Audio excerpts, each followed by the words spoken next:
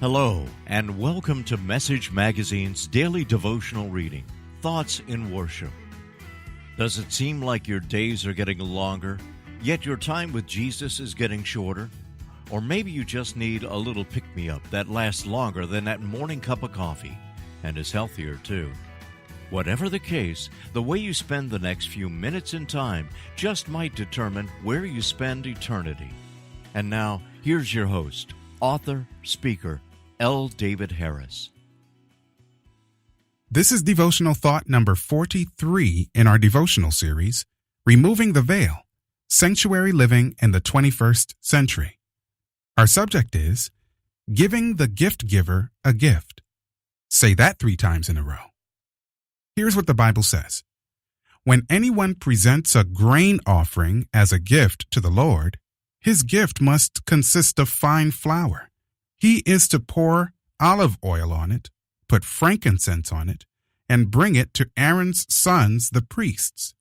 The priest will take a handful of fine flour and oil from it, along with all its frankincense, and will burn this memorial portion of it on the altar, a fire offering of a pleasing aroma to the Lord.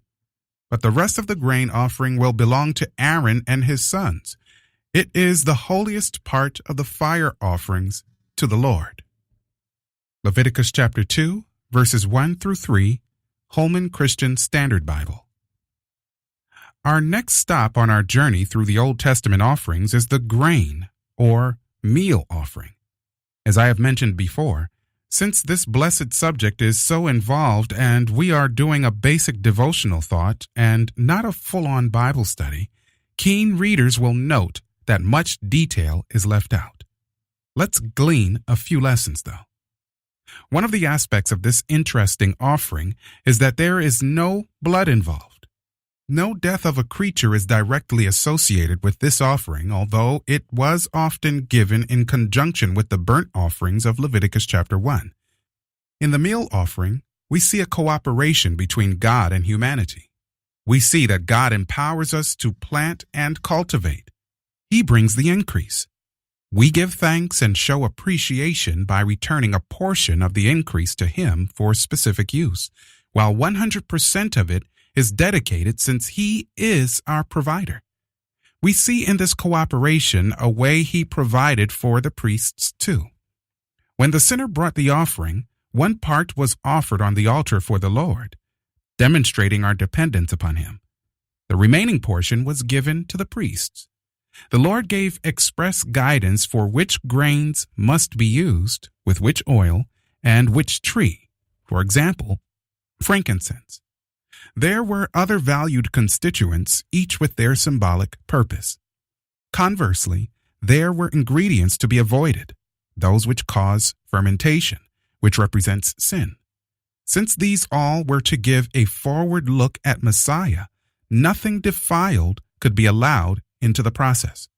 The grain offering was special in the sense that it showed God's people's dependence upon Him, their willingness to dedicate their all to Him, their willingness to contribute to the ministry of the sanctuary, their willingness to contribute to the ministers of the sanctuary, their reverence for the continual provision of God, and their respect for the holiness of God. Do we the same? Do we return a portion of the resources God has provided as a sign of our allegiance to Him? The fact is, those Old Testament believers would have had nothing to offer except God made provision in the first place. The same is our reality. Can you see how ridiculous withholding from God is, considering He is the giver of all gifts? Among the many lessons we can learn from the meal, grain offering, I love the fact that God entrusts us with so much, and it is our privilege to show appreciation by returning a portion of our increase. While we know God does not need anything from us since He owns everything anyway, it's almost like our children buying us a treat or birthday present using the money we have been putting into their piggy banks. From their perspective, they are honoring us and showing appreciation. And although it really is our money they are using, we are nonetheless happy and have respect for the fact that they chose gratitude rather than selfishness in the use of their, quote, borrowed resources. Thanks for joining us, listening friends. Always remember, the way you spend your time now just might determine where you spend eternity. Until next time, be at peace.